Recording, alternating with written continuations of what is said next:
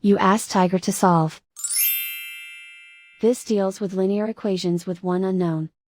The final result is x equals -27. Let's solve it step by step.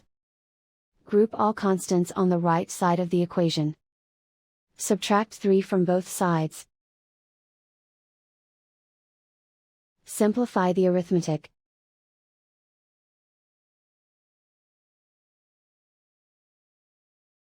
Isolate the x. Multiply both sides by 3. Group like terms. Multiply the coefficients.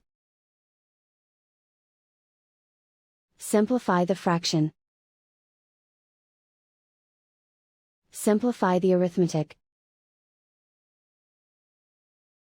And so the final result is x equals -27.